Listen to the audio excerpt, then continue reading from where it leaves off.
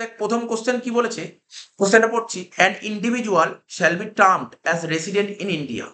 বলছে ইন্ডিভিজুয়ালকে আমরা রেসিডেন্ট বলবো, রেসিডেন্ট ইন ইন্ডিয়া যেটা আমরা পড়েছি। আর আচ্ছা আমরা আমরা যে রেসিডেন্সিয়াল স্ট্যাটাস পড়েছি না, শুধুমাত্র ইন্ডিভিজুয়ালি পড়েছি, আমাদের সিলেবাসে ইন্ডিভিজুয়ালি আছে।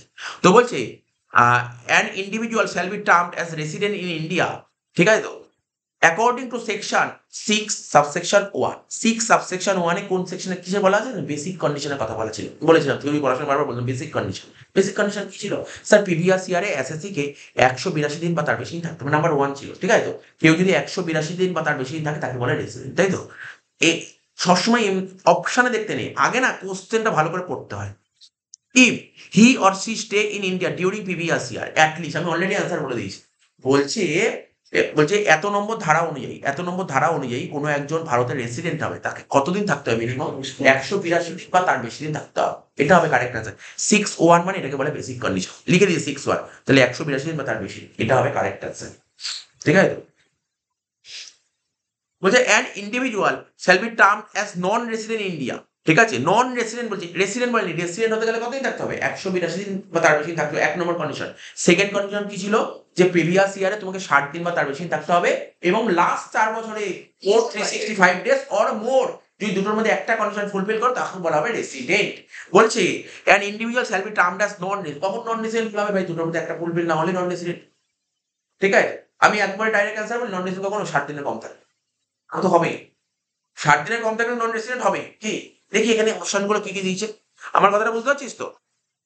কি বলেছে? প্রথমটা বলছে 182 দিন, বলছে কোনো একজন ইন্ডিভিজুয়ালকে আমরা নন রেসিডেন্ট বলবো কখন? প্রিভিয়াস ইয়ারে। বলছে প্রিভিয়াস ইয়ারে যদি সে 120 দিন থাকে তাহলে নন রেসিডেন্ট। কি করে প্রিভিয়াস ইয়ার 120 থাকলো তো নন রেসিডেন্ট নয়। 2 নম্বর, প্রিভিয়াস ইয়ারে 60 দিন থাকলো এবং 365 দিন থাকলো ডিউরিং, মানে লাস্ট 4 বছর 365 দিন, তাও তো নন রেসিডেন্ট না, তাও তো রেসিডেন্ট। প্রথম দুটো তো ঠিক আছে অ্যান্সার। তারপর সিটা বলছে লেস দেন 182 দিন, আচ্ছা 182 দিনের কম থাকে। আর কি বলেছে? Or less than 60 days. আর পড়ার দরকারই নেই, কারণ আমি তোকে অ্যান্সারটা কি বললাম, কোশ্চেন পড়েই অ্যান্সার বললাম যে 60 দিনের কম থাকবে। এটা খোঁজ 60 দিনের কম কোথায় আছে, ব্যাস। সি নম্বর পয়েন্টে কারেক্ট অ্যান্সার এসছে, correct answer CS. 3 number, if an Indian origin, Indian origin বলেছিলাম, ইন্ডিয়ান অরিজিন কাকে বলে সুন্দরভাবে শিখিয়েছিলাম, হোয়াট ইজ ইন্ডিয়ান অরিজিন, ঠিক আছে তো। ইন্ডিয়ান অরিজিন মানে আনডিভাইডেড ইন্ডিয়া, মনে আছে আনডিভাইডেড ইন্ডিয়া কাকে বলে? ভারতবর্ষ স্বাধীন হওয়ার আগে, ঠিক আছে। আজকে ধর যে ইন্ডিভিজুয়াল আছে তার বাবা মা, ঠিক আছে তো, মানে ইন্ডিভিজুয়াল যে আছে তার বাবা মা, এরা যদি কেউ যদি জন্মগ্রহণ করে, ঠিক আছে, মানে বাবা মা, এবার বাবার বাবা, বাবার মা, মায়ের বাবা, মায়ের মা, এদের মধ্যে কেউ যদি ভারত মানে আনডিভাইড ইন্ডিয়া জন্মগ্রহণ করে তাকে বলে ইন্ডিয়ান অরিজিন। বলেছিল এগুলো ইন্ডিয়ান অরিজিন কাকে বলে। If an Indian origin comes to visit in India, he or she he or she will be treated as non resident, non resident বলা হবে when he or she stay in India during previous year. Indian origin একটা rule লেখা ছিল, person of Indian origin on Indian citizen কতদিন থাকতে হবে? কি বলেছিলাম? 120 দিনের বেশি থাকলে তাকে non resident, sorry not ordinary resident বলা হয়, একটা রুল লেখা ছিল, ঠিক আছে। 120 দিনের বেশি থাকলে, এখানে তো 120 দিনের কি বলেছে কোশ্চেনটা পর, তাকে নন রেসিডেন্ট কখন বলা হবে? Indian origin, person of Indian অরিজিনকে কখন নন রেসিডেন্ট বলা হবে? 120 দিনের কম থাকলে। 120 দিনের কম থাকলে। যদি অসুবিধা হয় নোট লেখা ছিল, পিডিএফ দিয়েছিলাম, পিডিএফ সুন্দর করে লেখা ছিল, ওটা তোকে পড়তে হবে, ঠিক আছে। তাহলে এখানে কারেক্ট অ্যান্সার হবে 120 দিনের কম থাকতে হবে। তারপর হচ্ছে 4 নম্বর, যে income deemed to accrue or arise outside India. এই মাত্র করাচ্ছিলাম incidence of tax. Accrue, accrue অথবা অ্যারাইজ আউটসাইড ইন্ডিয়া, মানে অ্যাক্রু মানে ইনকামটা জেনারেট হয়েছে ভারতবর্ষের বাইরে, রিসিভটা হয়েছে ভারতবর্ষের বাইরে, সেক্ষেত্রে ট্যাক্স কাকেই দেবে? এইমাত্র অঙ্ক করলাম, এইমাত্র অঙ্ক করলাম, লাস্ট দুটো অঙ্ক করলাম, কাকে ট্যাক্স দিতে হবে? দুটোই ভারতের বাইরে হয়েছে, শুধুমাত্র অর্ডিনারি রেসিডেন্টকে ট্যাক্স দিতে হবে, আর কাউকে না। তাহলে বুঝেছিস কিরকম এমসিকিউ দেয়? এরকম এমসিকিউ, কোনো অঙ্ক দেবে না, এরকম টাইপের এমসিকিউ। 5 নম্বর বলছে if income deemed to be accrue or arise outside India, তার মানে ইনকাম জেনারেট হয়েছে ভারতের বাইরে কিন্তু রিসিভড হয়েছে ভারতে। রিসিভ যদি ভারতে হয় সবাইকে ট্যাক্স দেয়, সবাইকে। সবাই মানে ordinary, not ordinary, non resident. এখানে অ্যান্সার কি লেখা আছে স্যার? রেসিডেন্ট, অর্ডিনারি রেসিডেন্ট, ঠিক আছে। রেসিডেন্ট পার্টনার অর্ডিনেশন, ঠিক আছে। নন রেসিডেন্ট, তাহলে অ্যান্সার হলো অল অফ দিস, ঠিক আছে তো। এর ইংলিশ গুলো পড়তে বেশি ইজি, ট্যাক্সের ইংলিশ যথেষ্ট easy. What condition should an individual fulfil to be resident India? বলছে কোন কন্ডিশন মানে ফুলফিল করতে হবে, মানে ইন্ডিভিজুয়াল হতে গেলে, ঠিক আছে? তো ইন্ডিভিজুয়ালকে রেসিডেন্ট হতে গেলে কোন কন্ডিশন ফুলফিল করতে হবে? কি লেখা আছে প্রথম পয়েন্ট পড়ি আগে। The অ্যাসেসি need not stay in India at a stretch. The period of presence during the previous year in India is to be counted in aggregate. তার মানে এখানে বলছে যে কোন কন্ডিশন, এই যে কি হয় যে ভারতবর্ষে থাকতে গেলে না প্রিভিয়াস ইয়ারে মানে কন্টিনিউয়াস না থাকলেও চলবে, মানে এমন যে পরপর এতদিন থাকতে হবে, তো আসো যাও করলেই হবে।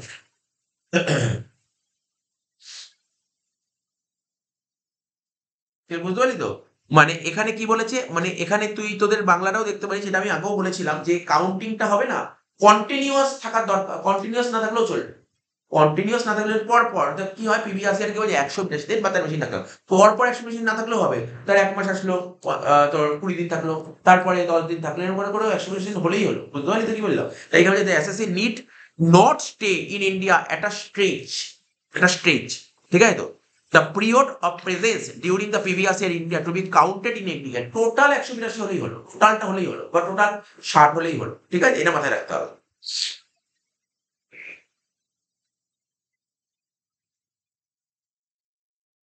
7 নম্বর কি বলেছে, an individual Indian citizen left India, এর অঙ্ক দিয়েছে, দেখ এটা একটা অঙ্ক দিয়েছে। বলছে কোনো একজন ইন্ডিভিজুয়াল, সে কিনা কি ইন্ডিয়ান সিটিজেন, মানে ভারতীয় নাগরিক, লেফট ইন্ডিয়া, ভারতবর্ষের বাইরে যাচ্ছে কি করতে, চাকরি করতে, ফর এমপ্লয়মেন্ট পারপাস। কবে যাচ্ছে? 15 জুলাই 2023 যাচ্ছে, 15 জুলাই 2023 আছে, অ্যান্ড কেম ব্যাক। ইন্ডিয়াতে আসছে কবে, ভালো করে বুঝবি কিন্তু, 15 জুলাই 23 মানে কি, অঙ্ক যদি ভাবি 23-24, এটা কি 23-24, ঠিক আছে তো? আর হচ্ছে তোর 10 ডিসেম্বর 24, মানে কত, 24-25। আচ্ছা আমাকে বল, আমি যেটা জানতে চাই যে আমাদের প্রিভিয়াস ইয়ার কত, মানে পরীক্ষা এমসিকিউ দিতে পারে, প্রিভিয়াস ইয়ার কত, আমাদের প্রিভিয়াস ইয়ার কত, 23-24, আমাদের প্রিভিয়াস ইয়ার হচ্ছে 23। এটা দেখ তো আসতে, আমি যখন একটা কোশ্চেন করি আমার সঙ্গে কথা বল, কেন পাশাপাশি ডিসকাশন করছিস? আমি যেটা বলছি আমাদের প্রিভিয়াস ইয়ার কত, আমাদের অ্যাসেসমেন্ট ইয়ার কত, এটা এমসিকিউ, কমন এমসিকিউ এরকম আসতেই পারে পরীক্ষা। এটাও ফাটাফাট মাথার মধ্যে রাখতে হবে, আমাদের প্রিভিয়াস ইয়ার কত 23-24, ঠিক আছে, আর অ্যাসেসমেন্ট ইয়ার কত 24-25। বলছে 15 জুলাই মানে কত, 23-24-এও ভারত ছেড়েছে, ঠিক আছে, ভারতে চলে এসেছে 24-25। আমরা অঙ্ক করি কার প্রিভিয়াস ইয়ার 23-24-এ কতদিন থাকে এটা দেখতে হয়, তাই তো? তো 23-24 ভারত ছেড়েছে কবে বল, জুলাই মাসের 15 তারিখ। তাহলে কোন মাস ছিল, এপ্রিল মাস ছিল, 30 দিন, কাউন্টিং করি না, এপ্রিল মাস 30 দিন ছিল, মে মাস 31 দিন ছিল, জুন মাস 30 দিন ছিল, আর জুলাই মাসে 15 তারিখ আছে, মানে 15 দিন ছিল। দেখি কাউন্ট কত হচ্ছে, 1 2 3, মানে 90, 90 আর 15 105, 106 দিন। তাহলে 2023 মানে প্রিভিয়াস ইয়ারে কতদিন ছিল, 106 দিন, ঠিক আছে তো? রুল কি ছিল, কেউ যদি চাকরি করতে যদি ভারতবর্ষের বাইরে যায়, সেক্ষেত্রে 60 দিনের কেসটা কাজ হয় না, শুধুমাত্র 182 দিন হয়, ঠিক আছে তো? তার 105 দিন 6 দিন ছিল, তাহলে কি কি বলা হবে, রেসিডেন্ট আর নন রেসিডেন্ট, স্যার কোনো প্রশ্নই উঠছে না, এটা কারেক্ট অ্যান্সার নন রেসিডেন্ট, ঠিক আছে? ওই জন্য আমরা যে আগে ক্লাসে অঙ্কগুলো করেছি, যার অঙ্কে পুরো বেস ক্লিয়ার, তাকে এখানে কেউ আটকাতে পারবে না, ইজি পারবে, সে ইজি পারবে, ইজিলি পারবে, এমসিকিউ সে ইজিলি পারবে। 8 নম্বর কি বলেছে, that individual shall be treated as Indian origin. এই মাত্র পড়ালাম ইন্ডিয়ান অরিজিন কাকে বলে, কি বললাম বল, ইন্ডিয়ান অরিজিন কাকে বলে, গল্প বল, আমি যে বলছি আমার কথা মাথায় রাখলেই হবে। কোন ইন্ডিভিজুয়ালের বাবা অথবা মা, বাবার বাবার বাবা, বাবার মা, মায়ের বাবা, মায়ের মা, এদের মধ্যে কেউ যদি আনডিভাইডেড ইন্ডিয়া মানে আগে ভারতবর্ষ স্বাধীন হওয়ার আগে ইন্ডিয়া, পাকিস্তান, বাংলাদেশ সব একসাথে ছিল তো, তাদের সেখানে জন্মগ্রহণ করলে তাকে বলে ইন্ডিয়ান অরিজিন। নিশ্চয়ই অ্যান্সার পেয়ে গেছে এখানে, কি বলেছে, বলছে he or she was born in undivided India, he or she মানে individual, either of his or her parents were born in undivided India, এটাও তো ঠিক, তার প্যারেন্টস।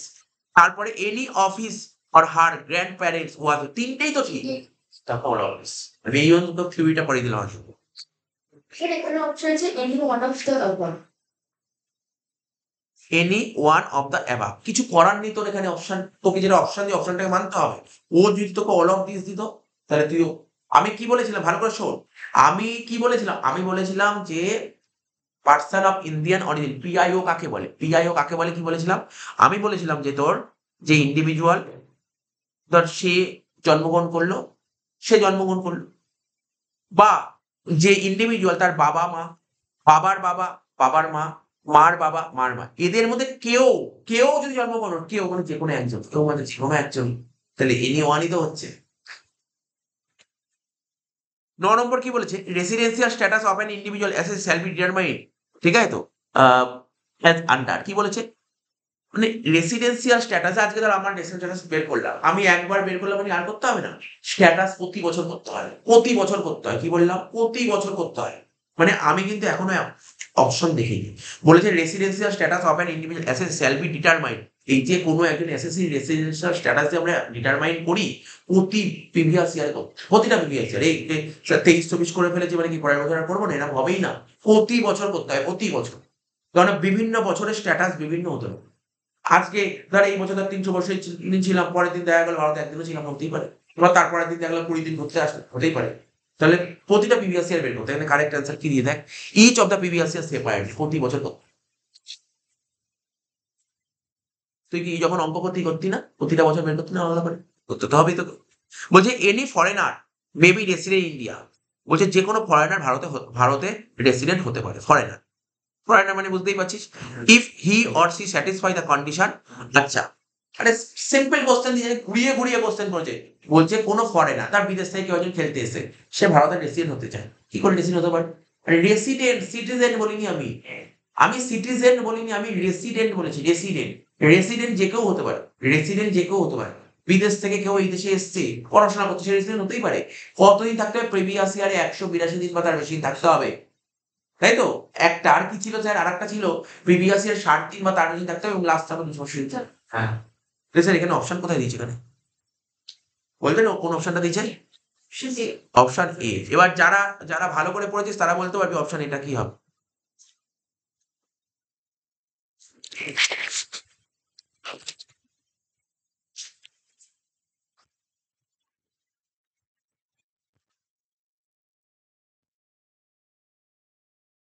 অপশন এ কত নম্বরটা বললাম বলটা, 10-এরটা, তাই তো।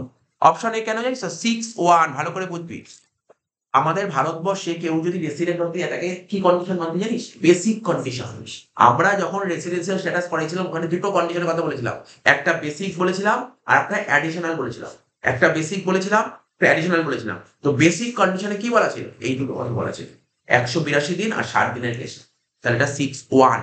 তোকে মাথায় রাখতে হবে, ধর তোর পরীক্ষায় দিয়ে দিল বেসিক কন্ডিশন কত নম্বর ধারায় বলা আছে, বা এটাও বলতে পারি রেসিডেন্সিয়াল স্ট্যাটাস কত নম্বর ধারায় বলা আছে, বলতে পারবি রেসিডেন্সিয়াল স্ট্যাটাস কত নম্বর ধারায় বলা আছে।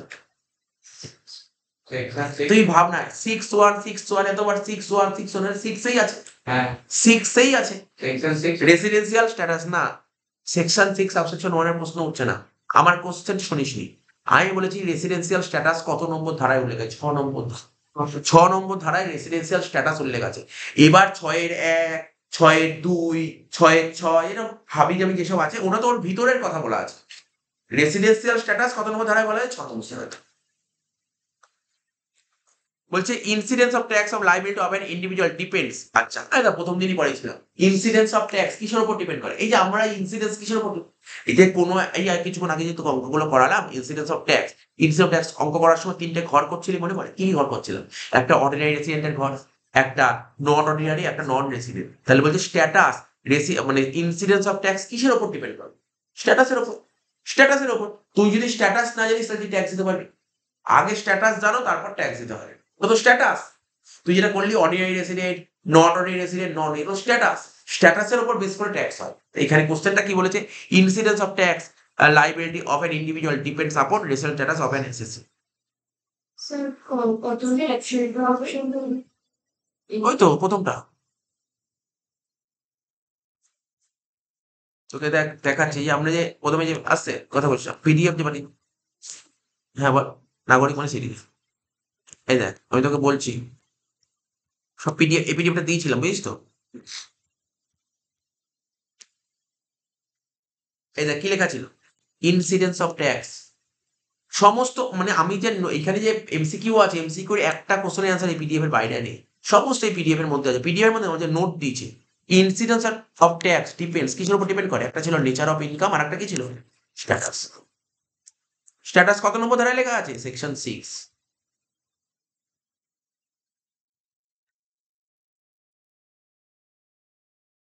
তাহলে বুঝতে পারলি তো, প্রেসিডেন্ট স্ট্যাটাস এসএসসি বুঝে গেলি এটা। 12 নম্বরটা কি বলছে, Indian company paid the dividend outside India those dividend, কি বলেছে, ইন্ডিয়ান কোম্পানি ডিভিডেন্ড পে করছে ভারতবর্ষের বাইরে, ঠিক আছে? তো কোন ডিভিডেন্ড?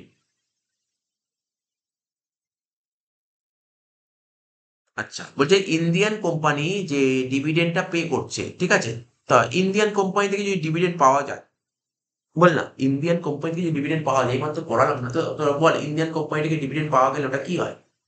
ইন্ডিয়ান কোম্পানি থেকে ডিভিডেন্ড পাওয়া গেলে বর্তমানে যে রুল আছে, ভারতীয় কোম্পানি থেকে যদি তুমি ডিভিডেন্ড পাও তার উপর ট্যাক্স দিতে হবে। আগে কি ছিল, ইন্ডিয়ান কোম্পানিতে ডিভিডেন্ড পাওয়া গেলে ট্যাক্স দিতে হতো, ঠিক আছে? আগে রুল ছিল, আগে ভারতবর্ষে একটা রুল ছিল। তো ইন্ডিয়ান কোম্পানিতে যদি আমরা কেউ, Indian company tata company, Reliance, এখানে ধরো ইনভেস্ট করলাম, এখান থেকে যদি ইনভেস্ট করার পর বছরে শেষে যে লাভ হতো, লাভের ভাগ যারা ইনভেস্ট করতো তারা পেতো, তাকে বলা হতো ডিভিডেন্ড। তো আগে কি ছিল, ইন্ডিয়ান কোম্পানি ইনভেস্ট করলে সেখান থেকে ডিভিডেন্ড পেতে, তারপর কোনো ট্যাক্স দিতে হতো না, এক্সেম ছিল। কিন্তু বর্তমানে ওরকম কোম্পানিতে তুমি ইনভেস্ট করো, রিলায়েন্স কোম্পানি, টাটা কোম্পানি, ওখান থেকে ডিভিডেন্ড পাও, তার উপর ট্যাক্স দিতে হবে, ঠিক আছে? ট্যাক্স দিতে হবে, ঠিক আছে? তো তো এখানে এই কোশ্চেনটা বলেছে।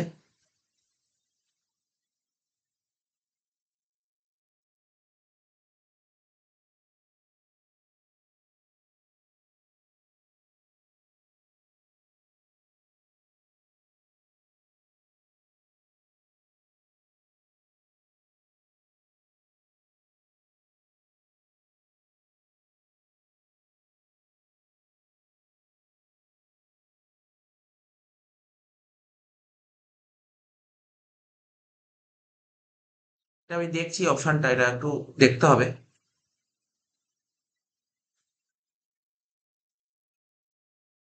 এখানে বলতে চেয়েছে ইন্ডিয়ান কোম্পানি ভারতবর্ষের বাইরে লভ্যাংশ প্রদান, মানে ডিভিডেন্ডটা ভারতের বাইরে দিয়েছে।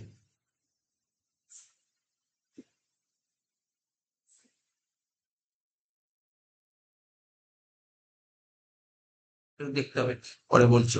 12 নম্বর। 13 নম্বরটা কি বলেছে? If a foreign company control from India, বলছে ফরেন কোম্পানি, আচ্ছা, এটা ইন্সিডেন্স অফ ট্যাক্সের অঙ্ক দিয়েছে। বলছে মনে করার চেষ্টা কর, আগের ক্লাসে কি বলেছিলাম, যে তুই এমন কোনো একটা ব্যবসা করছিস, ব্যবসাটা কোথায় করছিস? ধর ভারতবর্ষের বাইরে বিজনেস করছিস, ভারতবর্ষের বাইরে বিজনেস করছিস। এবার প্রশ্ন হলো, বিজনেসটা কন্ট্রোল হচ্ছে কোন দেশ থেকে? বলেছিলাম তো, কন্ট্রোল ভারত থেকেও হতে পারে, আবার ভারতের বাইরেও হতে পারে। এখানে কি বলেছে? বলছে if a foreign company control from India, ঠিক আছে? ইন্ডিয়া থেকে কন্ট্রোল হচ্ছে, বলতে কি কি ছিল, ইন্ডিয়া থেকে ধর, ধর ভারতবর্ষের বাইরে কোনো বিজনেস করছিস, ধর তুই ধর বাংলাদেশে কোনো একটা ব্যবসা করছিস, ঠিক আছে? এবার বিজনেসটা কন্ট্রোল হচ্ছে ভারত থেকে, তাহলে তার কি ট্যাক্স ট্রিটমেন্ট ছিল? মনে করা যায়, অঙ্ক তো ছিল, কত অঙ্ক ছিল, আরে কন্ট্রোল ফ্রম ইন্ডিয়া হলে, কন্ট্রোল যদি ইন্ডিয়া থেকে হয়, তাহলে বলেছিলাম প্রথম দুজনকে ট্যাক্স দিতে হবে। মনে পড়ছে? দেখ কোথায় লেখা ছিল, সব দেখিয়ে দিচ্ছি,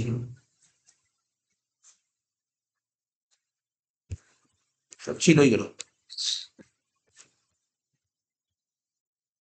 এই দেখ কি লেখা ছিল, এই যে income accrue or arise outside India, মানে ইনকামটা অ্যারাইজ হয়ে ভারতবর্ষের বাইরে, কিন্তু রিসিভড হয়েছে ভারতের বাইরে, একে কি বলে? ফরেন ইনকাম বলে। মানে দুটোই ভারতের বাইরে, যেকে ফরেন ইনকাম বলে।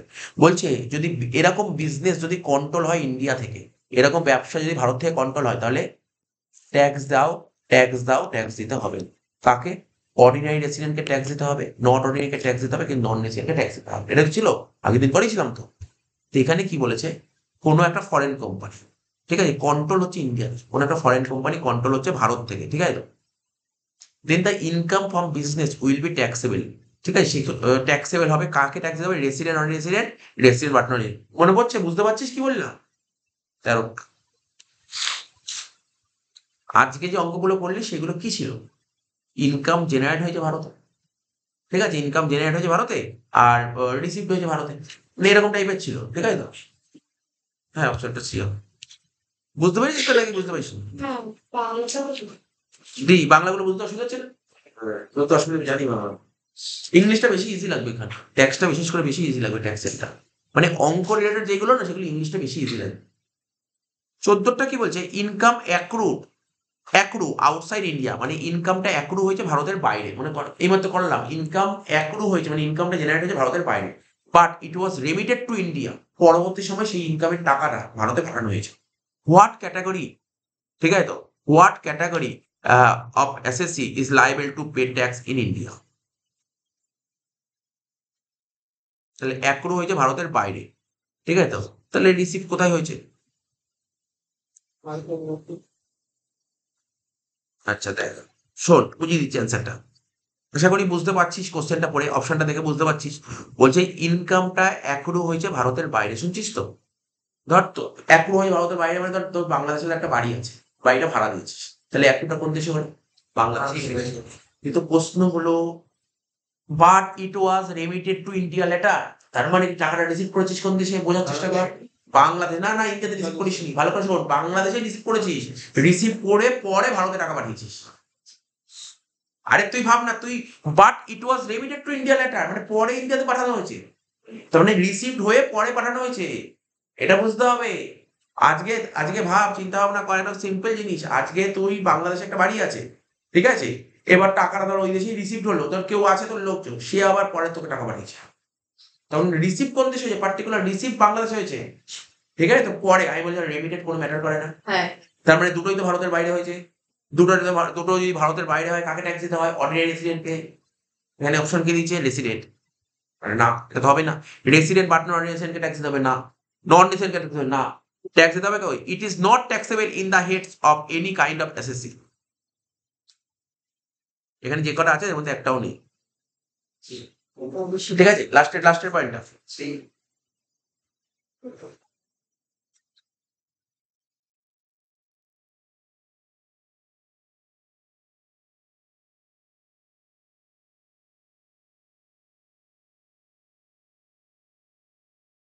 এখানে কি বললাম, কাকে ট্যাক্স দিতে হবে এরকম এরকম কেসের ক্ষেত্রে, এরকম কেসের ক্ষেত্রে কাকে ট্যাক্স দিতে হবে?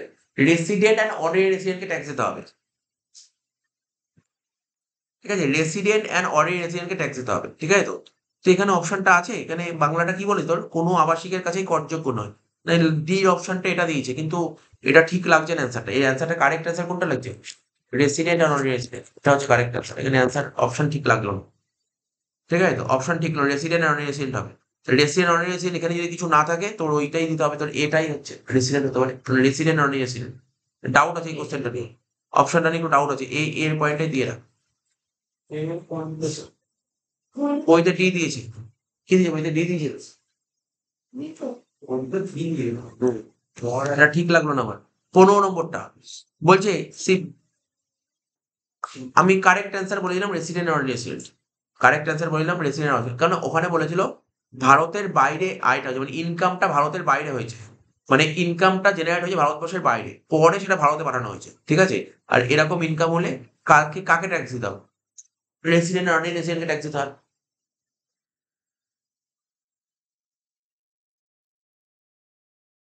এবার কি হয়, 15 নম্বরটা কি হয়, she Biren Saha was born in India. এখানে বইতে কিন্তু অনেক এমসিকিউ ভুল আছে, অনেক এমসিকিউ ভুল আছে, বিশেষ করে ট্যাক্স আমি দেখতে গিয়ে দেখেছিলাম অনেক কটা এমসিকিউ ভুল দেখেছেন। ইন্টারপ্রিটিং না হলে তো আমরা বিয়েটাই দিতে হবে। না, ডি এর অ্যান্সার ওটা বলেনি, ডি এর অ্যান্সার বলেছে, ও কি বলছে, বলছে it is not taxable in the heads of any kind of, মানে কোনো রকমের অ্যাসেসের জন্য ট্যাক্স দিতে হবে, বলছে কাউকে ট্যাক্স দিতে হবে, তা এটা তো ঠিক লাগছে না, কাউকে ট্যাক্স দেওয়া এটাও ঠিক নয়, ট্যাক্স দিতে হবে, রেসিডেন্ট অন রেসিডেন্টকে ট্যাক্স দিতে হবে। সেক্ষেত্রে তোর থাকে, তুই যে বললি না এমসিকিউর অপশন অনেক, আমরা অনেক এমসিকিউ করেছি অপশনই থাকে না, কারেক্ট অ্যান্সার যেটা হওয়া তো অপশনই নেই, তো এরকম হয় কখনো, অপশন ঠিক করে টোকা হয় না, তো সেই অনুযায়ী আমার মনে হচ্ছে বেশি জেনা, মানে এটা আমার ঠিক লাগছে।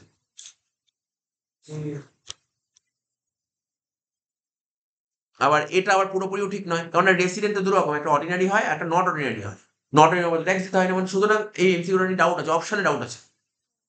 15 নম্বরটা, সে Biren Saha was born in India, he went America later, পরে আমেরিকায় চলে গেছে, his son Adhir was born in America, so অধীরকে কি বলা হবে?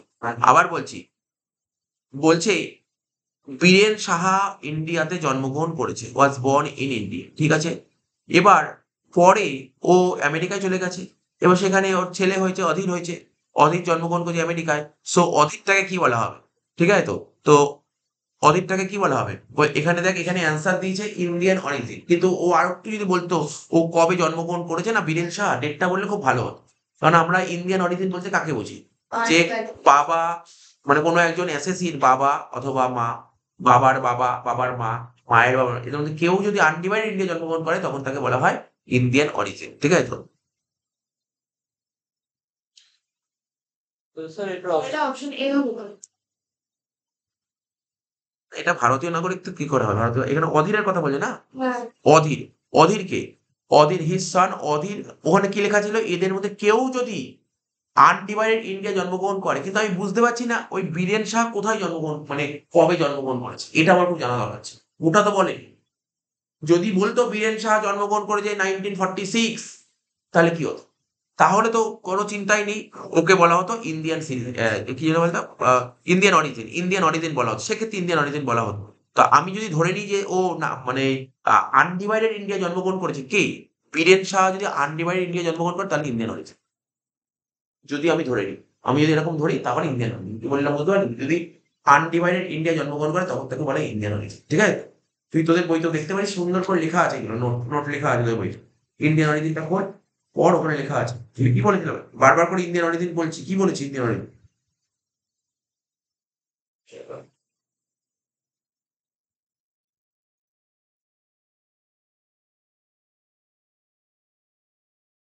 লেখা ছিল 142 পাতায় যা, কোনো ইন্ডিয়া বলছে কোনো ইন্ডিভিজুয়ালকে মানে পার্সন অফ ইন্ডিয়ান অরিজিন বলা হবে যদি তিনি বা তার বাবা মা বা তার বাবার বাবা বাবার মা মায়ের বাবা মায়ের মা কেউ যদি অবিভক্ত ভারতবর্ষ মানে আনডিভাইডেড জন্মগ্রহণ করে তখন তাকে বলা হয় পার্সন অফ ইন্ডিয়ান অরিজিন, ঠিক আছে?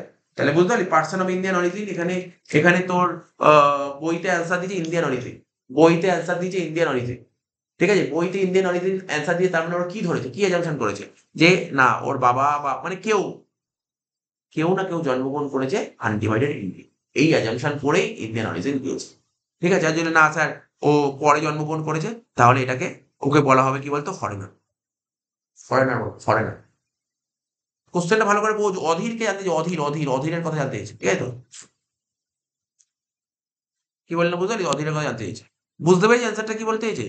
16 নম্বরটা কি বলছে, mister X is an Indian citizen, ও একজন ইন্ডিয়ান সিটিজেন, মিস্টার এক্স হচ্ছে একজন Indian citizen, he left India for the first time, ঠিক আছে? সে ভারত ছেড়েছে কবে, 1 জানুয়ারি 2020, কবে ভারত ছেড়েছে? হি left India for the first time 1 January 2020 for 3 years to England for employment purpose, he came back to India permanently on 3 February 2023, his resident status previously 2024। আচ্ছা আমাকে বল, x একজন Indian citizen ছিল, ও চাকরি করতে ভারতের বাইরে গেছে, কবে গেছে? 2020 সালে, ঠিক আছে? মানে 19-20, এটা হচ্ছে 19-20, 19-20 ভারতের বাইরে গেছে 3 বছরের জন্য। ওর ভারতে চলে এসেছে কবে? 3 ফেব্রুয়ারি 23, মানে 3 ফেব্রুয়ারি 23 মানে কত বল, 22-23, আমাদের প্রিভিয়াস ইয়ার 23-24, 23-24 কোথায় ছিল? পুরো ভারতে ছিল, তাহলে কতদিন ছিল ভারতে? 365 দিন ছিল। তো আমাকে বলতে চেয়েছে যে ওর রেসিডেন্সিয়াল স্ট্যাটাস, আচ্ছা রেসিডেন্ট তো হয়ে গেছে, আমার ওই সুন্দর করে অ্যান্সার গুলো ভাব, ও 23-24 কোন দেশে ছিল স্যার? 23-24 পুরো ভারতে ছিল, 23-24 পুরো ভারতে ছিল, তাহলে তো রেসিডেন্ট হয়ে গেলে কোনো সন্দেহই নেই। এবার প্রশ্ন, অর্ডিনারি নাকি নন অর্ডিনারি? অর্ডিনারি হতে গেলে কতদিন থাকতে হবে? লাস্ট 10 বছরের মধ্যে যে কোনো 2 বছর ভারতে থাকতে হবে, লাস্ট 10 বছরের মধ্যে যে কোনো 2 বছর। তাহলে ও ফার্স্ট ভারত ছেড়েছে কবে? 19-20, তার আগে কতদিন ছিল? আর ভারতীয় তার হয়ে গেল, তার রেসিডেন্ট নন রেসিডেন্ট হয়ে গেল, বুঝেছিস? কোনো ডাউট থাকলে অবশ্যই জিজ্ঞাসা করবি বা বাড়িতে দেখবি, এমসিকিউ গুলো কিন্তু বাড়িতে স্টাডি করবি, শুধু অ্যান্সারের দিকে ফোকাস করবি না, কোশ্চেনের মানেতে ফোকাস করবি, কোশ্চেনের মানেতে। আর আমি তো পিডিএফ পাঠিয়ে দিই ইংলিশ ভার্সন, আমি বলবো ইংলিশ ভার্সনের পিডিএফটা দেখবি বেশি, ওটা বেটার লাগবে, বেশি ইজি লাগবে, বাংলাটা পড়ে তো বুঝতে পারবি না, আমি বলছি বাংলা পড়ে বুঝতে পারবি না, বিশেষ করে এই টপিক গুলো বুঝতেই পারবি না বাংলা, ঠিক আছে? তো নেক্সট কি বলছে, 17টা বলছে pension receive from a government of India, আমি বারবার এই উদাহরণটাই দিলাম, pension receive from a government India মানে ভারত সরকারের যে এমপ্লয়ি সে পেনশন পাচ্ছে, ঠিক আছে? পেনশন পাচ্ছে, ইজ ট্যাক্সেবল, ঠিক আছে? Pension receive from government of India is taxable,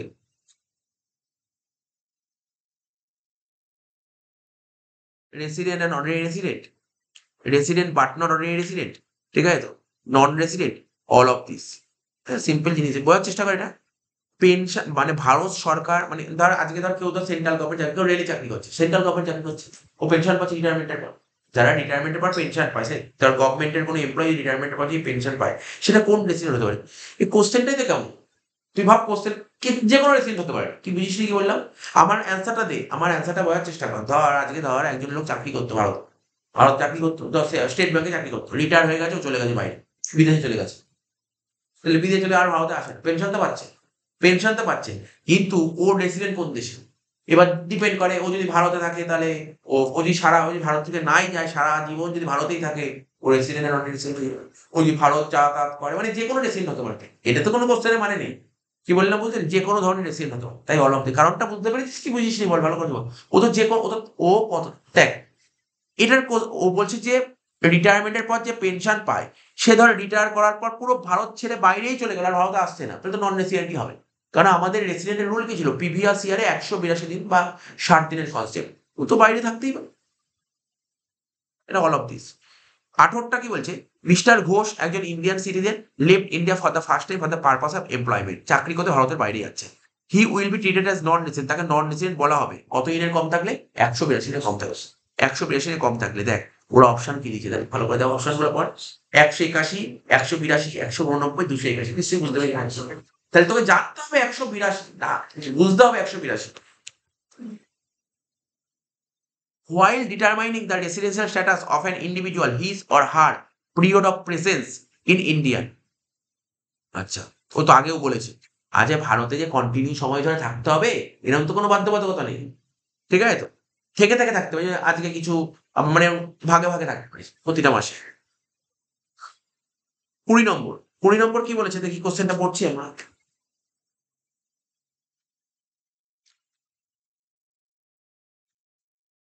mister Das stay in India for 70 days in the previous ইয়ার 23-24, মানে 23-24 কতদিন ছিল, 70 দিন ছিল, ভালো করে বলি 70 দিন ছিল। প্রিভিয়াস ইয়ার কতদিন থাকতে হবে, প্রিভিয়াস ইয়ার কতদিন থাকতে, 182 দিন নেই। সেকেন্ড কন্ডিশন কি ছিল, 60 দিন, এবং লাস্ট 4 বছর 362 দিন, ব্যাস। তারপরে পর and also stay for more than 365 days in the last preceding 4 years, sir ও রেসিডেন্ট হয়ে গেছে। He stay in India for 600 days in the last 7 বছর কতদিন থাকতে হয়, 730 দিন থাকতে হবে, 730 দিন থাকতে হয়, স্যার নেই, নেই 730 দিন নেই। এবং লাস্ট 10 বছরের মধ্যে যে কোনো 2 বছর 365 দিন করে থাকতে হয়। দুটোর মধ্যে আমরা কি বলেছিলাম, অ্যাডিশনাল কন্ডিশন দুটো ছিল, দুটোর মধ্যে দুটোই ফুলফিল করতে হবে, দুটোর মধ্যে দুটো ফুলফিল করতে হবে, তাকে যদি হতো তাহলে বলতো অর্ডিনারি রেসিডেন্ট। তাহলে এই অঙ্কটার অ্যান্সার কি হতে পারে, resident but not ordinary resident. এখনো অপশন দেখিনি কি দিয়েছে, অপশন বি দিয়েছে, রেসিডেন্ট বাট নট। লাইনের মানে বুঝে দেখ, কোশ্চেন, আমি শুধু কোশ্চেনে ফোকাস করলাম, আমি কিন্তু অ্যান্সারে যাইনি, কোশ্চেনটাকে ফোকাস কর। তো residential status of an individual SSC, বলছে রেসিডেন্সিয়াল, এখানে কি বলছে, রেসিডেন্সি, একই এমসিকিউ, দেখ রিপিট হচ্ছে এমসিকিউ, রিপিট হচ্ছে এমসিকিউ। রেসিডেন্সিয়াল স্ট্যাটাস বলছে এক একটা প্রিভিয়াস ইয়ার এক এক রকম হতে পারে। তুই বল না, রেসিডেন্সিয়াল স্ট্যাটাস প্রতি 5 বছর অন্তর অন্তর চেঞ্জ হয়, এরকম তো কোনোদিন অঙ্ক করিনি। তারপর রিমেন সেম ইন দা, প্রতি প্রিভিয়াস ইয়ার সেম থাকে, এরকম তো কোনোদিন করিনি। তারপর চেঞ্জ এভরি 10 বছর অন্তর অন্তর, না এরকম কিছু না। রেসিডেন্সিয়াল স্ট্যাটাস প্রতিটা প্রিভিয়াস ইয়ার ডিফারেন্ট ডিফারেন্ট। তাহলে লাস্ট অ্যান্সার হবে ঠিক। 22টা কি বলছে, residential status of an individual is ascertain on the basis of his or হার। আমরা রেসিডেন্সিয়াল স্ট্যাটাস দিয়ে ক্যালকুলেট করতাম না, যে কোনো ইন্ডিভিজুয়াল সে মেলও হতে পারে, ফিমেলও হতে পারে, যে কেউ হতে পারে, তার ক্যালকুলেট করতাম কি সিটিজেনের উপর করতাম ক্যালকুলেট। রেসিডেন্সিয়াল স্ট্যাটাস কি সিটিজেন, সিটিজেন মানে কি নাগরিক, নাগরিক উপর কোনো স্ট্যাটাস হয় না। এজের উপর করতাম না, কোনোদিন অঙ্ক অঙ্ক করেছিলি তো তোরা, তো কখনো সিটিজেনের উপর হতো না স্যার, এজের উপর হতো না, ওর ইনকামের উপর হতো না, হতো কি ও কতদিন ছিল, কতদিন ছিল তার উপর স্ট্যাটাসটা হতো।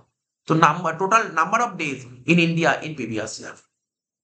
23 নম্বর, mister K Basu is an Indian citizen, একজন Indian citizen, he went to America, সে আমেরিকায় যাচ্ছে ফর দ্য ফার্স্ট টাইম, প্রথমবার ভারতের বাইরে যাচ্ছে, কবে, 10 আগস্ট 2023, মানে 23-24, ঠিক আছে? কবে ভারতের বাইরে যাচ্ছে, আচ্ছা এই তারিখে ভারতের বাইরে, আবার ভারতে চলে আসছে কবে, 11 নভেম্বর 2023, তাই তো? তাহলে তোকে কাউন্টিং করতে হবে ভারতে কতদিন ছিল, দেখ আমি তোকে বলে বুঝিয়ে দিচ্ছি, কাউন্টিং করতে হবে কতদিন ছিল, 23-24 শিখে দিচ্ছি, এটা জানিস তোরা। ও ভারত ছেড়েছে কবে, আগস্ট মাসে 10 তারিখ, এপ্রিল মাসে কতদিন ছিল বল, 30 দিন, কাউন্টিং করবি। মে মাসে কতদিন ছিল, 31 দিন। জুনে কতদিন ছিল, 30 দিন। জুলাইতে কতদিন ছিল, 31 দিন। আগস্টে 10 দিন হলো। আবার ভারতে চলে এসছে কবে, স্যার নভেম্বর মাসে চলে এসছে। কত দিনে নভেম্বর মাস হয়, 30 দিন। 30 দিনের মধ্যে 11 তারিখ চলে এসছে, মানে কতদিন ছিল, তুই 20 দিনই ধর, 20 দিন ছিল নভেম্বর। ডিসেম্বরে 31 দিন, জানুয়ারিতে 31 দিন, ফেব্রুয়ারিতে 29 দিন হবে, কারণ না লিপ ইয়ার, আর মার্চে 31 দিন। টোটাল কর, টোটাল কর, 1, 2, 3, 4, 5 6, ঠিক আছে 7, মানে আমি 31 বলে বললাম 7। তুই এমনি চিন্তা ভাবনা, আমি বেশি কাউন্টিং করছি, আমি যোগও করছি 7 মানে 3 7 কত হয় 210, মানে 210 উপর অনেক দিন হচ্ছে, আমি তো 210 তো হচ্ছে। তুই ভাব না, আমি এইসব 30 দিন করে যেগুলো করলাম না, 1টা 2টো 3টে 4টে 5টা 6টা 7টা, তা 30 × 7 করলে কত 210, আরো তো অনেক বেশি দিন আছে। তাহলে আমাদের প্রিভিয়াস এর রুল কি ছিল 182 দিন, বেরিয়ে গেছে রেসিডেন্ট। আচ্ছা এর আগে কি ভারত ছেড়েছে? না, পুরো ভারতেই ছিল, তাহলে তো অর্ডিনারি রেসিডেন্ট। বেশি পড়তে হলো না, অঙ্কই করতে হলো না, দেখ টেকনিকটা বুঝে নিতে হলো। কেননা এটা ধর আমরা যখন আগে অঙ্কগুলো করছিলাম এটাকেই ভেঙে ভেঙে সুন্দর করে বড় করে করছিলাম, এটা তো দরকারই নেই, এখানে ডাইরেক্ট হয়ে যাবে, এরকম অঙ্ক দেবে পারি, বুঝতে পারি তো? এরকমই তোকে মুখে মুখে কোশ্চেন পেপারের মধ্যে একটু কাউন্টিং করিস, মুখে মুখে কাউন্টিং করতে গিয়ে ভুল হয়ে যাবে, ঠিক আছে তো? শোন 24 কি বলছে, residential status of an individual assessee shall be determined. আবার সেম কোশ্চেন, দেখ আবার সেম কোশ্চেন দিয়েছে। রেসিডেন্সিয়াল স্ট্যাটাস কোনো একজন ইন্ডিভিজুয়াল মানে individual assessee residential status determine করা হয় কি each of the previous year separately, প্রতিটা প্রিভিয়াস ইয়ার আলাদা আলাদা। বুঝতে পারছিস তো এমসিকিউ? এই এমসিকিউ 3বার রিপিট পেলাম, 3বার। If a foreign company control, এই এমসিকিউ আগে রিপিট ছিল, বল দেখি এর অ্যান্সার বলতে পারবি? ফরেন কোম্পানি কন্ট্রোল হচ্ছে কোথা থেকে? ভারত থেকে কন্ট্রোল হচ্ছে। কি বলেছিলাম? ফরেন কোম্পানি যদি ভারত থেকে কন্ট্রোল হয় তাহলে কাকে ট্যাক্স দিতে হয়? কাকে ট্যাক্স দিতে হয় মনে পড়? Ordinary resident are not ordinary দুজনকে ট্যাক্স দিতে হয়। তো দেখ লিখেছে, কি লিখেছে এখানে অ্যান্সার কি লিখে দেখ তো, ordinary resident are not ordinary resident. Sir not ordinary resident তো দিয়েছে, মানলাম, অর্ডিনারি রেসিডেন্ট তো দেয়নি, তার মানে ওই রেসিডেন্টটাকে আমরা ধরে নিচ্ছি অর্ডিনারি রেসিডেন্ট, ওরা বয়েল মানে ওটাই ধরে নিচ্ছে। অপশন গুলো ঠিক করে না দিলে এটা খুব অস্বস্তি জিনিস, অপশন গুলো ভালো করে দিচ্ছে। 26 নম্বরটা কি বলছে দেখ। স্যার 25 নম্বরটা কি হবে? কতটা? সি বললাম তো, এআরই তো এ আর সি, বুঝলাম না। এআরবি তো এ আর বি মানে সি হবে answer। বুঝিস কি বললাম আমরা?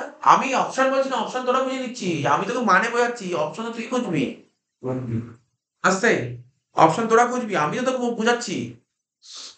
শোন, আর আমি বারবার বলছি কিন্তু একটা কথা বারবার বলছি, অ্যাকাউন্টেন্সি আর কস্ট ট্যাক্স এর এমসিকিউ কিন্তু একদম মুখস্থ করবি না। মুখস্থ করলে কিন্তু ফেঁসে যাবি, বারবার বলছি, যে মুখস্থ করবে সে ফেঁসে যাবে কিন্তু এমসিকিউ। তুই দেখতে পাচ্ছিস, তুই মনে হয় এইখানে তো এমসিকিউ তোর অপশন গুলো তোকে ঘুরিয়ে দিল। তোকে কি করতে হবে? কোশ্চেনের লাইনের মানেগুলো বুঝতে হবে, কেননা আমরা ধর আগে যে আমাদের কলেজে পড়াতে হয় না, ওখানে প্রচুর এমসিকিউ হয়। তো ওদের ব্যাপারটা কি হয়, এমসিকিউ বারবার ওদের বলি মুখস্থ করতে বারণ করি, যে এমসিকিউটা মানেটা বুঝতে, কি বলতে চাইছে মানে বোঝা খুব জরুরি। এমসিকিউ মুখস্থ করলে তো কমন তো নাও করতে পারে, যে কোশ্চেন করবে তার মন মতন যা ইচ্ছা হবে কোশ্চেন করতে পারে, তাই না? টপিকের মধ্যে রেখে কোশ্চেন করতে যা খুশি। 26 কি বলছে, profit from a business control from India, ঠিক আছে? তো এই বিজনেসটা কন্ট্রোল হচ্ছে কোথা থেকে? ইন্ডিয়া থেকে, but accrue and receive outside India, ঠিক আছে তো? Non taxable in hands. লাইনের মানেটা যদি সত্যি বুঝতে পারিস তাহলে অ্যান্সার দিয়ে দিতে পারবি। আমি বলে দিই লাইনের মানে কি বলতে দিয়েছি। বলছে দেখ, আমি আমি পড়ছি না, আমি বুঝে গেছি কি বলতে চাইছে। তুই বিজনেস করছিস ভারতের বাইরে, ঠিক আছে? বিজনেস করছিস ভারতের বাইরে, ফরেনে বিজনেস করছিস, কন্ট্রোল কোন দেশ থেকে হচ্ছে? বলছে কন্ট্রোল ইন্ডিয়া থেকে হচ্ছে। বলে রুল কি ছিল? কন্ট্রোল যদি ইন্ডিয়া থেকে হয় তাহলে রুল কি ছিল? কাকে ট্যাক্স দিতে হবে? অর্ডিনারি আর নন অর্ডিনারিকে দিতে হবে, দিতে হবে না নন রেসিডেন্ট। ও বলছে কাকে ট্যাক্স দিতে হবে? Non resident. তা কোশ্চেনটা পড়তে হয় ভালো করে, ওই কোশ্চেনটা দেখে হুড়মুড় করলি, বুঝতে পারছিস? তুই হুড়মুড় করে দিলি, তা হুড়মুড় করে তুই তুই ভাবলি অর্ডিনারি আর নন অর্ডিনারিকে ট্যাক্স দিতে হবে, তুই ওইটাই খুঁজতে চাইছিস। ওটা ভালো করে পড়, পুরো লাইনটা পড় ভালো করে। বলছে কাকে ট্যাক্স দিতে হবে? নন ট্যাক্সেবল, ভালো করে শোন, নন ট্যাক্সেবল। কাকে ট্যাক্স দিতে হবে? নন রেসিডেন্টকে ট্যাক্স দিতে হয়। বুঝতে পারলি কি বললাম? লাইনের মানে বুঝতে হবে। তারপর কি বলছে, কি বলছে দেখ, মিস্টার জনসন, ঠিক আছে তো, অ্যান্ড আমেরিকান সিটিজেন মানে কি? ফরেনার, কেম টু ইন্ডিয়া, ভারতে আসছে প্রথমবার। ফার্স্ট ডিভিশন স্যার 26 so 26 কি বলবে বল, কি হয় আনসার বল, বলে দিলাম আমি আপনাকে 3বার করে অ্যানালাইজ বল। নন রেসিডেন্ট, কি আছে? নন রেসিডেন্ট হবে আনসার। 26 এটা নন রেসিডেন্ট হবে। স্যার পাল্টা এটা কোশ্চেনটা উল্টে গেছে তোদের, আমি বলছি।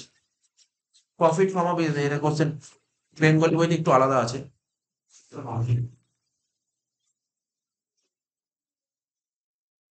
এটা 27 একটা দিয়ে দিত বই। তোর বলছে 27 দিয়ে দিই, এই আগে পরে দিই, দেখতে হবে কোন অ্যান্সার। তুই তো একটু মিলিয়ে নিতে পারবি, পিডিএফটা দিয়ে দিই, মিলিয়ে নিতে পারবি, পড়বি কিন্তু পিডিএফটা ভালো করে। পিডিএফ এ অ্যান্সারও করা আছে, কয়েকটা অ্যান্সার একটু ভুল হয়েছে পিডিএফ এ, বুঝছো, মানে একটু ভুল আছে, যাকে দিয়ে লেখানো হয়েছিল একটু কয়েকটা একটা দুটো অ্যান্সারও ভুল লিখেছে। তো আমি তো বলে দিলাম, তোর ওই দাগ দিয়ে দিলি, তোর ডাউট থাকলে আমাকে দিয়ে জিজ্ঞাসা করবি। আমি বারবার বলছি এমসিকিউ মুখস্থ করবি না, বারবার বলছি এমসিকিউ মুখস্থ করবি, বুঝবি, মানে বুঝতে না পারলে জিজ্ঞাসা করবি, আমি বোঝাবো, বুঝতে অসুবিধা হলে বুঝিয়ে দেবো, কিন্তু এমসিকিউ মুখস্থ করিস বারবার, দুটো সাবজেক্ট অ্যাটলিস্ট মুখস্থ করিস না, এই দুটোতে এমসিকিউ মুখস্থ করিসই না, একদম বুঝিস। আচ্ছা, আর যদি তুই ভালো করে বুঝিস না, অত এমসিকিউ করতে হবে না, অত এমসিকিউ পড়ারও দরকার নেই, তুই এমনি অনেক কাছে দিতে পারবি। এমসিকিউ কে বলা হয় প্র্যাকটিস। আচ্ছা, 27 তাই তো, তোদের বইতে হয়তো 28 হবে, হ্যাঁ, বেঙ্গলি বইতে 28 হবে। দেখবি, মিস্টার জনসন একজন আমেরিকান সিটিজেন ও ভারতবর্ষে এসেছে, came to India for the first time, প্রথমবার ভারতে এসেছে, 23-24 ভারতে এসেছে। He will be treated as non resident, তাকে নন রেসিডেন্ট বলা হবে। বল দেখি, আর করতে হবে না স্যার, একজন কোনো ফরেনার ভারতে এসেছে, তাকে কখন নন রেসিডেন্ট বলা হবে, কি মনে হচ্ছে? 182 দিন, প্রথমবার ভারতে এসেছে, প্রথমবার ভারতে এসেছে, দেখ প্রথমবার যদি ভারতে আসে তার মানে ও একজন ফরেনার, প্রথমবার ভারতে এসেছে, 182 দিনের কম থাকলে তো নন রেসিডেন্ট হবেই। আর একটা অপশন কি ছিল, ঠিক আছে? তো এখানে অপশন গুলো ভালো করে পড়তে হবে। তুই বললি, যেটা বললি 182 দিন, আমি বলবো পারফেক্ট অ্যান্সার দিয়েছিস, পারফেক্ট অ্যান্সার বলিস। কেন? ফার্স্ট টাইম ভারতে এসেছে, ফার্স্ট টাইম যদি ভারতে আসে তখন 182 দিন, ফার্স্ট টাইম ভারতে আসে। যদি বলতো না ও আগে অনেকবার ভারতে এসেছে, তাহলে তুই 60 দিনের কনসেপ্টটা কাজে লাগাতে পারিস, তাই না? বলছে কোনো একজন ফরেনার ভারতবর্ষে ফার্স্ট টাইম ভারতবর্ষে এসছে, ওকে রেসিডেন্ট হতে গেলে কোন কন্ডিশন মানতে হবে? ও যদি 182 দিন থাকে তাহলে কি বলবে? এখানে ভালো করে পড়, এখানে বলেছে যে he will be treated as non resident, তাকে নন রেসিডেন্ট বলা হবে। কখন নন রেসিডেন্ট বলা হবে? সে যদি 182 দিন থাকে তাকে নন রেসিডেন্ট বলবো? সে যদি 181 দিন থাকে, সে যদি 65 দিন থাকে, আর সে যদি 60 দিন থাকে, ঠিক আছে? ধর সে যদি 181 দিন থাকে, তাহলে কি হচ্ছে? নন রেসিডেন্টই তো হচ্ছে। এখানে এখানে ভালো করে পড়তে হবে, আরো একবার পড়ে নে। একজন আমেরিকান ফরেনার, সে প্রথমবার ভারতে আসছে, 23 প্রথমবার ভারতে আসছে, হি উইল বি ট্রিটেড, তাকে নন রেসিডেন্ট বলা হবে। তাকে কখন আবাসিক বলা হবে? তখন তখন তাকে সরি তখন কখন তাকে অনাবাসিক বলা হবে? If he stay in India, সে যদি ভারতবর্ষে যদি 23-24-60 দিন থাকে, তাহলে তার ভারতে আসেনি, তাহলে ভারতবর্ষে 60 দিন থাকে, তাহলে কি বলা হবে? তাকে নন রেসিডেন্ট বলা হবে। 23-24 ধর একজন লোক ভারতে আগে কোনোদিন আসেনি, তাহলে 23-24 যদি 182 দিন থাকে তাহলে রেসিডেন্ট। অথবা আর একটা কি নিয়ম ছিল, 60 দিন থাকতে হবে এবং তার আগের 4 বছর দীর্ঘদিন থাকতে হবে। কিন্তু তার আগের 4 বছর তো বুঝতেই, ফার্স্ট টাইম ভারতে এসছে, তাহলে ফার্স্ট টাইম যদি ভারতে আসে, ফার্স্ট টাইম যদি ভারতে আসে তাহলে তাকে কতদিন থাকতে হবে? 182 দিন। তার আগে যে 3টে অপশন, কি মনে হচ্ছে? 3টেই তো ভুল অ্যান্সার। এখানে হয়তো 60 অ্যান্সার করা আছে, কি মানে কমন, মানে জাস্ট সেন্স খাটা, সেন্স খাটা। 23-24 কেউ ফার্স্ট বছর মানে ফার্স্ট টাইম ভারতে এসছে, কেউ যদি প্রথমবার ভারতে আসে, তাহলে তাকে কতদিন ভারতে থাকতে হবে? 182 দিন। তোর কন্ডিশন দুটো ছিল, একটা 182, একটা 60 দিন। 60 দিন থাকতে হবে 23-24, এবং আগের 4 বছর, ও তো আগের 4 বছর আসেই, ফার্স্ট টাইম ভারতে এসছে, ঠিক আছে? ও ফার্স্ট টাইম 23-24 ভারতে এসছে। সুতরাং আমার কাছে এখানে অ্যান্সার লিখেছে হচ্ছে কোনটা নন রেসিডেন্ট, তিনটেই আমার ঠিক লাগছে, মানে এই যে তিনটেই তো নন রেসিডেন্ট। ধর 23-24 ভারতে কেউ আসলো, আমি 182 বুঝে যদি বলি 60 দিন ছিল, 23-24 60 দিন ছিল, তাহলে আগের 4 বছর কি ভারতে ছিল বলেছে? তাহলে তো নন রেসিডেন্ট। 60 না থেকে 65 দিন ছিল, তাহলে তো নন রেসিডেন্ট। 65 না থেকে ধর 121 দিন, তিনটেই তো আমার তো ইয়েই লাগছে। এখানে আমার মতে বলে এখানে কোশ্চেন করা উচিত কি ছিল জানিস তো? He will be treated as resident, এটা কোশ্চেন করা উচিত, তাহলে 182 দিন। এই কোশ্চেনটা আগের বছরও যে প্রিভিয়াস ইয়ারে যে বই ছিল সেখানেও ভুল লেখা ছিল, এই কোশ্চেনটাই লেখা ছিল, কোশ্চেনটা ভুল ছিল। কি বললাম বুঝতে পারলি তো?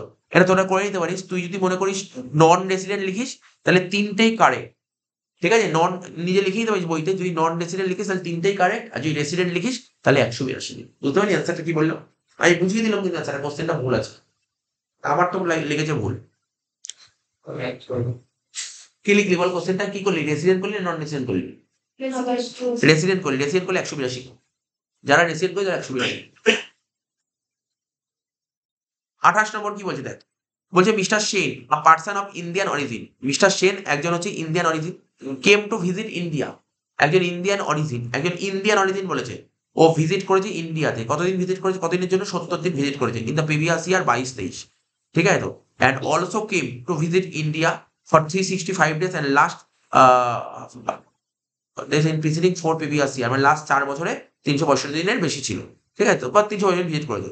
His residence status in India in the previous year 22-23, previous year 22-23, এটা না কোশ্চেনটা কি ছিল, তোর মধ্যে 22-23 ছিল, হুম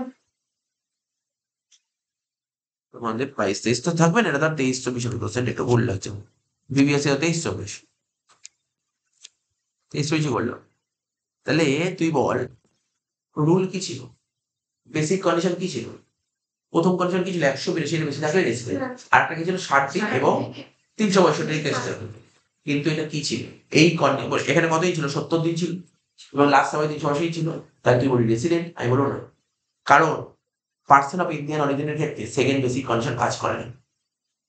সব নোট লেখানো ছিল, নোটগুলো তো পড়তে হবে, তো নোট পড়তে হবে, নোট তুই মুখস্থ কর, কিন্তু এমসিকিউ নোট পড়। পার্সন অফ ইন্ডিয়ান অরিজিনে কি রুল ছিল, কতদিন থাকতে হবে, দেখ তুই যদি বলিস আমি এক্ষুনি দেখে দিচ্ছি, এগুলো সব নোট দেওয়া ছিল, ইংলিশ নোটটা একবার পড়লেই হবে।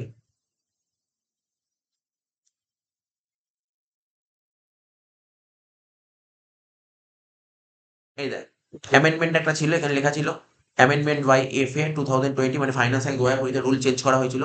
এ দেখ ইন কেস অফ IC মানে ইন্ডিয়ান সিটিজেন আর PIO মানে পার্সন অফ ইন্ডিয়ান অরিজিন ভিজ, এ তোর PDF দেওয়া আছে, তোর কাছে PDF বলতে হবে, তোর কাছে আছে PDF। In case of IC আর PIO, আমি মুখে বলছি শুনে, কেস অফ IC আর PIO মানে ইন্ডিয়ান সিটিজেন অথবা পার্সন অফ ইন্ডিয়ান অরিজিন, এরা যদি ভারতে ভিজিট করে, ঠিক আছে তো, এবং এদের টোটাল ইনকাম যদি 15 লাখ টাকার বেশি হয়, এদের টোটাল ইনকাম যদি 15 লাখ টাকার বেশি হয়, ঠিক আছে তো, একে নন রেসিডেন্ট বলা হবে, নট অর্ডিনারি রেসিডেন্ট বলা হবে, যদি সে প্রিভিয়াস ইয়ারে 120 দিনের বেশি থাকে, কি বললাম 120 দিনের বেশি থাকে এবং লাস্ট 4 বছরে 365 দিনের বেশি থাকে, তখন তাকে বলা হবে নট অর্ডিনারি রেসিডেন্ট। এখানে কি বলেছে, নন রেসিডেন্ট, তাই তো, জানতে চেয়েছে, এখানে কোশ্চেনটা কি জানতে চেয়েছে বল, অ্যান্সারটা বল, কোশ্চেন কি জানতে তোর কাছে, তোর কাছে কোশ্চেন কি জানতে চেয়েছে, বলছে এর রেসিডেন্সিয়াল স্ট্যাটাসটা বলো, অপশন কি বলেছে, রেসিডেন্ট অ্যান্ড অর্ডিনারি রেসিডেন্ট। সবচেয়ে বড় কথা, person of Indian origin not ordinary রেসিডেন্টের কোনো কোশ্চেন বলাই নেই, নট অর্ডিনারি বলেছিল, নট, দেখ দেখ দেখ আবার পর দেখ লেখা আছে ইন্ডিয়ান সিটিজেন আর পার্সন অফ ইন্ডিয়ান অরিজিন, এরা যদি ভারতে ভিজিট করতে আসে এবং এদের টোটাল ইনকাম যদি 15 লাখ টাকা ক্রস করে, তখন তাকে কি বলা হবে, তখন তাকে বলা হবে দেখ NOR মানে নট অর্ডিনারি রেসিডেন্ট বলে। কোথাও লেখা নেই অর্ডিনারি বলা হবে, কোথাও বলা নেই নন রেসিডেন্ট, নন রেসিডেন্ট কখন বলা হবে, 120 দিনের কম থাকলে, কত দিচ্ছে 70 দিন, তাহলে অ্যান্সার কি হবে, নন রেসিডেন্ট। তাহলে তোকে কি করতে হবে, বেশি কিছু করতে হবে না, এই যে তোকে যে এমসিকিউ গুলো দিয়েছি, এই এমসিকিউ গুলো করার আগে এই যে আমি যে ছোট্ট একটা PDF পাঠিয়েছি ইংলিশে, ওটা একবার তোকে পড়তে হবে, ওটা একবার পড়ার পর তুই যে কোনো এমসিকিউ করতে হবে, ঠিক আছে, যে কোনো এমসিকিউ করতে হবে, ইজি হয়ে যাবে এমসিকিউ করা। বলছে in which section of the income tax act, আচ্ছা আমরা রেসিডেন্সিয়াল স্ট্যাটাস কত নম্বর সেকশনে বলা আছে বললাম বারবার করে, 6 বলছে ইনসিডেন্স অফ ট্যাক্স কত নম্বর ধারায় বলা আছে বলতে পারবি, দেখি তো এখানে, এখানে কি বলছে ইনসিডেন্স ট্যাক্স কত নম্বর ধারায় বলা আছে, বলছে in which section of the income tax act 1961 tax incidence of an অ্যাসেসি depends upon residence status, তো এটা কত নম্বর ধারায় বলা আছে,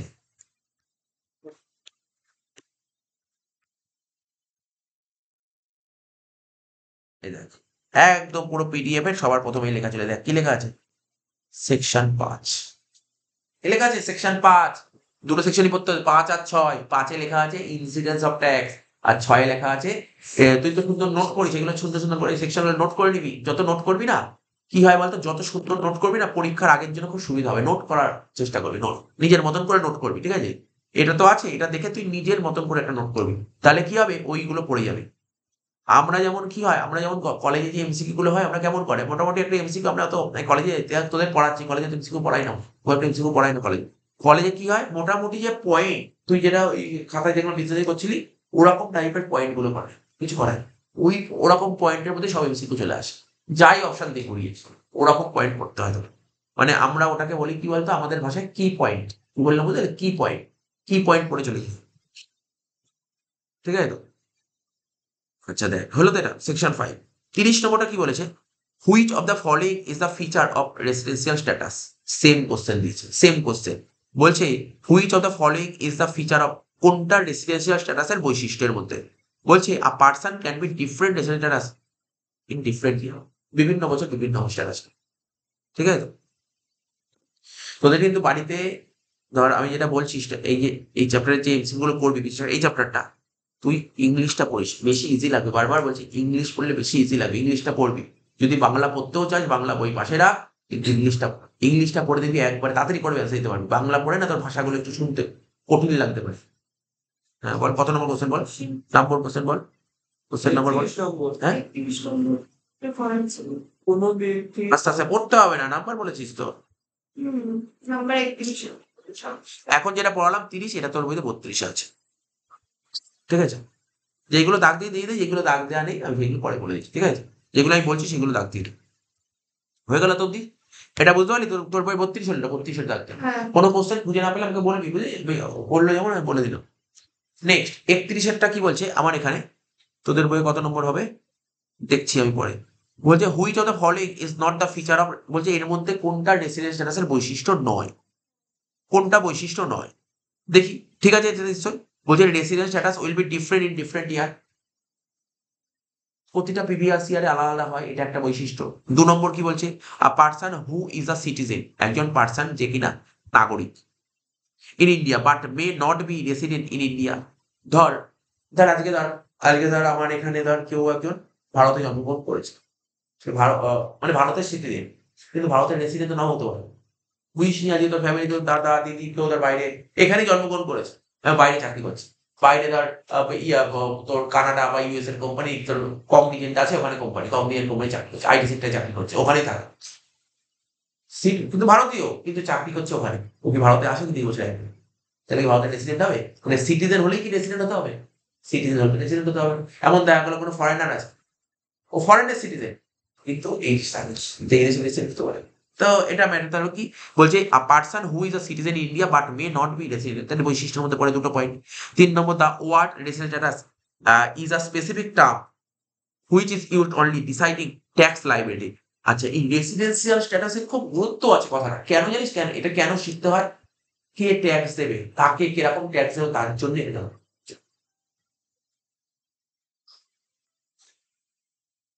হ্যালো, হ্যাঁ হ্যাঁ বসে তোরা ক্লাসগুলো করতে দাও, অঙ্ক করতে আমি আসছি।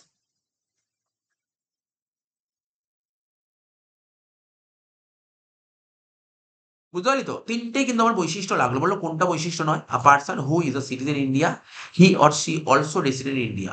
বলছে একজন পার্সন, ভালো করে শোন, ও ভারতীয় নাগরিক। হি অর শি ইজ অলসো, মানে আজকে আমার ভারতবর্ষের যে নাগরিক, সে ভারতবর্ষের রেসিডেন্ট হবে? ধর আমার বাড়ির পাশে একজন একটা ছেলে, ও বাইরে কানাডায় থাকে, চাকরি করে, ও জন্মগ্রহণ করেছে এই দেশে, ও তো এই বছর একদিনও নেই ভারত, তাহলে রেসিডেন্ট হলো কি করে? তাহলে বুঝতে পারলি তো কোন অ্যান্সারটা কারেক্ট লাগলো? ডি। বইতে খুব কম, তার 4-5টার মতন অ্যান্সার ভুল লেখা আছে, ঠিক আছে তো, বাট ম্যাক্সিমামটাই ঠিক আছে। 32 কি বলছে, মেন মানে আমার বইতে 32, তোদেরটা দেখিস। মেন ডিফারেন্স বিটুইন সিটিজেন আর রেসিডেন্ট, সিটিজেন আর রেসিডেন্টের মধ্যে মেন ডিফারেন্স কি? সিটিজেন কাকে বলে? সিটিজেন মানে জানিস, সিটিজেনকে বাংলায় কি বলে? সিটিজেন হচ্ছে তোর মৌলিক অধিকার। সিটিজেন কি তোর মৌলিক অধিকার, ফান্ডামেন্টাল রাইট, সিটিজেনকে বলা হয়। না না, আমি যেটা বলছি সেটা শোন না, মেন যে ডিফারেন্সটা সিটিজেন আর রেসিডেন্টের মেন ডিফারেন্সটা কি, এখানে যে সিটিজেনটা কি বললাম, যে এটা হচ্ছে ওর fundamental right in his country. মানে আজকে ধর আমি ভারতবর্ষের নাগরিক, তাই তো, তার মানে আমার তো একটা মৌলিক অধিকার আছে, আমার তো মৌলিক অধিকার আছে, ফান্ডামেন্টাল রাইট আছে। কি বললাম বুঝলি? এইটা হচ্ছে কনস্টিটিউশন, মানে তোরা ভারতীয় সংবিধান নাম শুনেছিস নিশ্চয়ই, ভারতীয় সংবিধানের কথা বলা আছে, ফান্ডামেন্টাল রাইটের কথা বলা আছে। ভারতের সংবিধানে ফান্ডামেন্টাল রাইটের কথা বলা আছে, আমাদের যে সংবিধানে যে বইটা আছে নিশ্চয়ই জানিস, প্রিএমবেল, না জানলে আগামী দিন জানবি ভারতীয় সংবিধান সম্পর্কে। তো ঠিক আছে, তো ভারতীয় সংবিধানে, তো আজকে আমি যে দেশে জন্মগ্রহণ করেছি আমার নিশ্চয়ই একটা ফান্ডামেন্টাল রাইট আছে, ঠিক আছে তো। But residence status is used only for deciding tax liability, মানে এটা হচ্ছে মেইন পার্থক্য, ঠিক আছে তো, এটা হচ্ছে মেন পার্থক্য। ঠিক আছে, তোর যদি মনে হয় যে তোর বইতে কি লেখা আছে, এদের মধ্যে পার্থক্য কি লেখা আছে, তুই পড়তে চাস তুই বইটা দেখতে পারিস, কোনো সমস্যা নেই। 140 পাতায় আছে, তুই দেখে 140 পেজে আছে, তুই দেখে নি।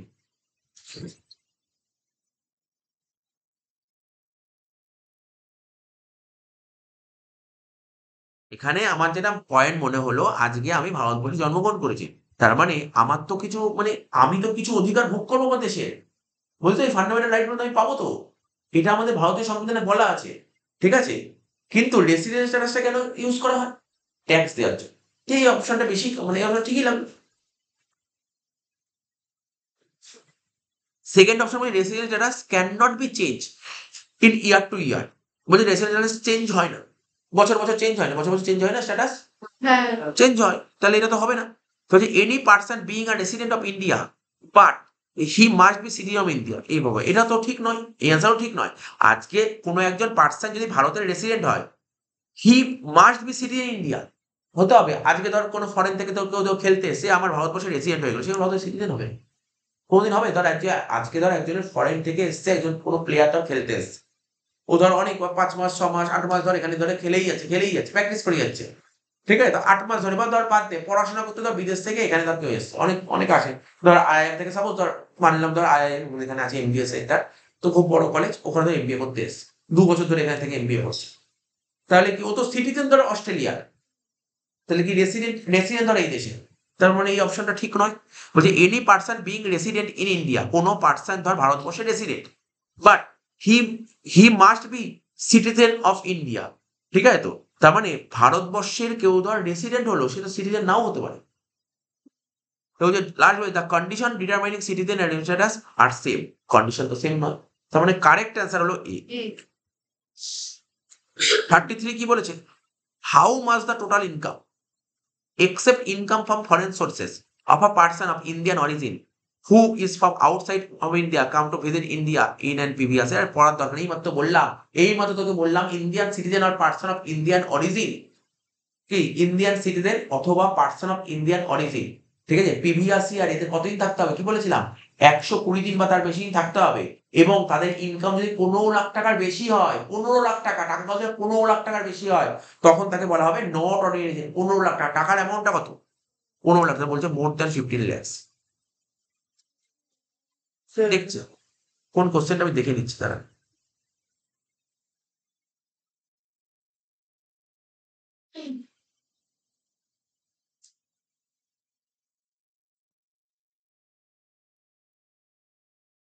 এই কোশ্চেনটা নেই, এই কোশ্চেনটা নেই, বুঝিস তো, এই কোশ্চেনটা নেই, এই কোশ্চেনটা নেই,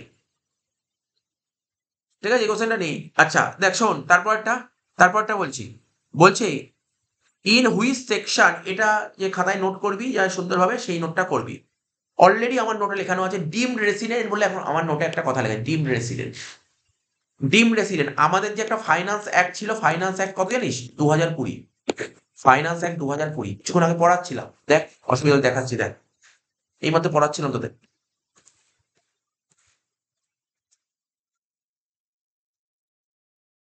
এই দেখ, এই দেখ ফাইন্যান্স অ্যাক্ট 2020, দেখিস তো। এই ফাইন্যান্স অ্যাক্ট 2020-তে 2 নম্বর পয়েন্টে একটা লেখা ছিল ডিম রেসিডেন্ট, দেখেছিস ডিম রেসিডেন্ট বলে একটা পয়েন্ট লেখা ছিল। এটা কত নম্বর সেকশনে বলা যায় ডিম resident? Under section 6 subsection 1A। তাহলে তোকে সেকশন গুলো মুখস্থ করবি, কি কি সেকশন পড়বি, একটা 6A কি বলা ছিল, 5A কি বলা ছিল, ঠিক আছে। তো তারপর 6(1)(a) কি বলা আছে, 6(1)(a) তে কি বলা আছে, এগুলো সব কটা সেকশন তোকে মুখস্থ করতে হবে, কারণ এখান দিয়ে তোর এমসিকিউ আসবে। তাহলে বুঝলি এই কোশ্চেনটা পেয়েছিস তো এখানে নিশ্চয়ই, এই কোশ্চেনটা পেয়েছিস দেখ,